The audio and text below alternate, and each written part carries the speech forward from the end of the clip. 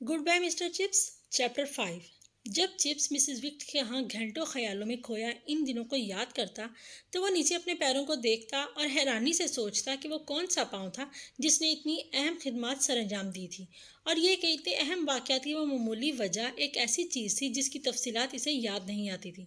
लेकिन वो गैबल के खुश मंजर टीले और स्क्रेस के नीचे वास्ट वाटर के गहरे खाकस्तरी रंग की गहराइयों को देखता था और मूसलाधार बारिश के बाद धुली हुई फिजा में दोबारा सांस ले सकता था और दर्रे के पार स्टाई हेड की तरफ जाती हुई तवील तंग राह पर दोबारा चलता था। ये याद इतनी वाजिया तौर पर बाकी थी। मस्ती भरी खुशी का वो वक्त, झील किनारे शाम की वो चहलकदमियाँ, इसकी कोमल आवाज़ और इसके शोक कह कहे, वो हमेशा खुर्रम रहती थी। वो दोनों कितने ज़्यादा मुश्ताक होते थे, इकट्ठे मुस्तकबिल की मनसूबाबंदी करते थे, लेकिन वो इस बारे में कदरे संजीदा रहता था बल्कि थोड़ा सा खौफजदा भी। बिलाशुबा ब्रुक फील्ड में इसकी आमद बिल्कुल ठीक होगी। हॉस्टल के दूसरे इंचार्ज भी तो शादीशुदा थे। इसने इसे बताया कि इसे लड़के पसंद है और वो इनके दरमियान रहने से लुत्फानंदोज होती है।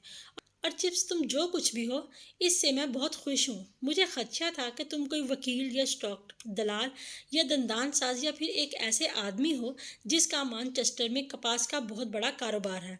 मेरा मतलब है, जब मैं तुमसे पहली मर्तबा मिली थी, स्कूल में पढ़ाना कितना मुख्तलिफ और कितना अहम है, क्या तुम ऐसा नहीं समझते हो? इन पर असर अंदाज होना जो जवान हो रहे हैं और दुनिया के लिए अहम है। चिप्स ने कहा कि इसने इसके मुतालिक इस तरह नहीं सोचा था, या कम अज़ कम अक्सर नहीं। इसने अपनी पूरी कोशिश की थी और बस यही कुछ होता है जो कोई आदमी अपने काम से मुतालिक कर सकता है। जी हाँ, वाकई चिप्स, इस तरह की सीधी सादी बातें करने की वजह से मैं तुमसे मोहब्बत करती हूँ। और एक सुबह हीरे की तरह शफाफ एक और याद, जब वो इसकी तरफ मुतवज्जो हुआ। किसी वजह से खुद को और अपने तमाम कारनामों को हकीर समझने की शदीद ख्वाहिश ने इसे अजाब में मुब्तला कर रखा था।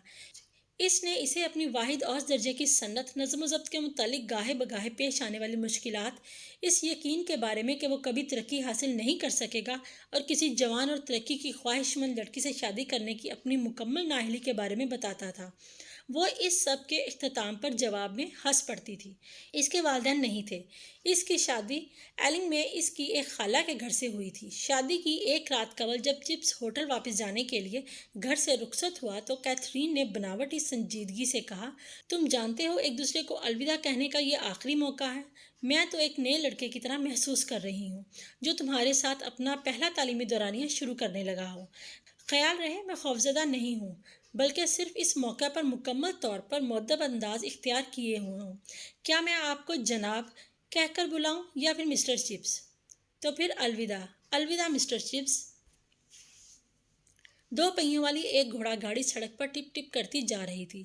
जर्द माइल सब्ज गैस के लैंप गीले फुटपाथ पर झिलमिला रहे थे। कुछ अखबार फरोश लड़के जनूबी अफ्रीका के बारे और शर्लाक होम्स बेकर स्ट्रीट में के नारे लगा रहे थे, जबकि चिप्स के जहन में अलविदा मिस्टर चिप्स के अल्फाज गूंज रहे थे।